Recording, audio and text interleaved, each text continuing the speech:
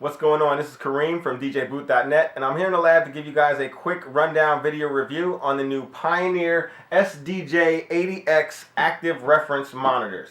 So if you guys remember last year, Pioneer came out with an S-DJ brand or range of active reference monitors, and they actually came in pairs, and they also had a similar makeup to these, except they were a little bit more pricey, and they also had an accessible remote control that would allow you to select between the different inputs and change volumes and things of that nature directly from the remote. We reviewed those models of speakers last year up on the site, and you can go to www.djbooth.net and you can go there and search for those reviews, and you'll see our written review there, which we covered in great detail. So these are the slightly lower priced active reference monitors, the newer of the line, the S-DJ80X lineup. They come in 5-inch configuration, the 50X, the 6-inch configuration with a 6-inch woofer, 60X, and these are the biggest you can get,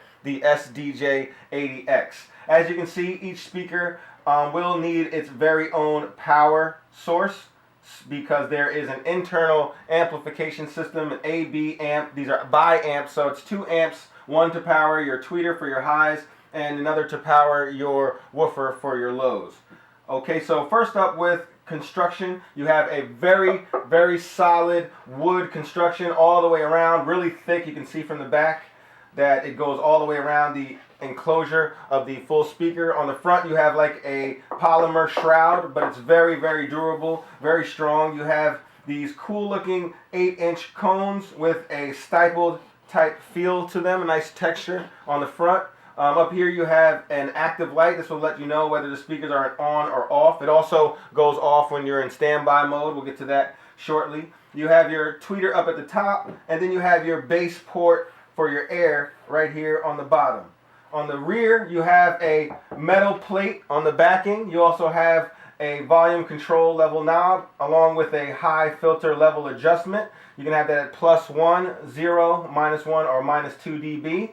Then you have your auto standby on-off switch for each of these. When this is off, whenever you turn off the power switch for your speaker, they go off. And when it's on, after about 10 minutes or so of no activity, this light will shut off, and they will be in a passive mode where the power draw is basically negligible. So that way you can save yourself some of your electric bill when you're not actually using these speakers at the moment. You don't have to always go in the back and turn them off because they're auto shut down for you.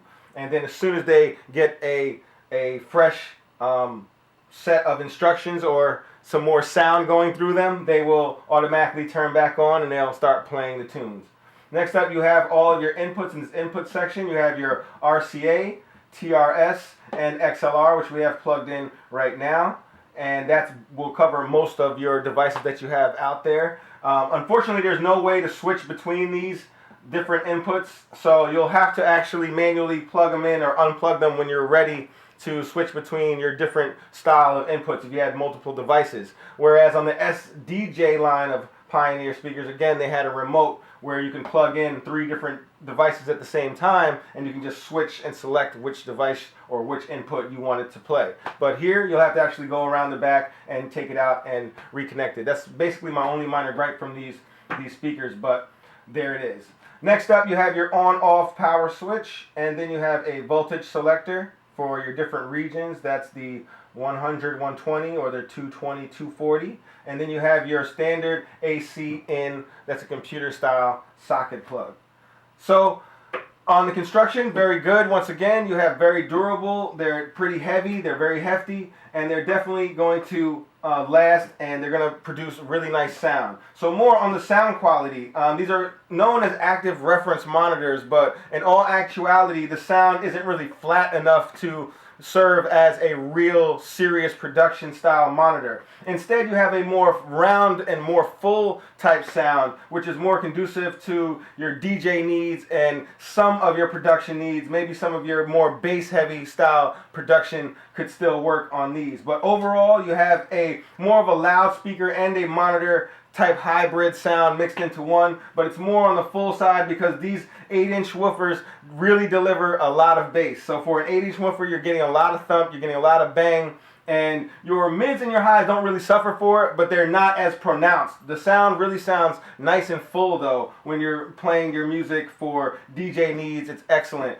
For super accurate reproduction of your sound, you might not find that here, but it could still suit most beginner producers' needs as well as your DJ needs. I probably wouldn't use a speaker like this in a real party or club type setting because you have a tendency of turning the volume up a whole lot during your normal routine or during your performance, and as hours go by you start going up and up, and these are not really made to be pumped at 90% of their volume capacity for hours and hours on end. That way you'll really probably burn them out pretty quickly. But using them as a studio monitor, as for a bedroom DJ, they'll work fantastically. You have a nice construction, you have all the inputs that you could need. You also have the cool auto standby on off feature, and then you have that full sound quality. And on the downside, the only negative I can find was that you couldn't switch between the three inputs that are here, so you'll have to manually connect and disconnect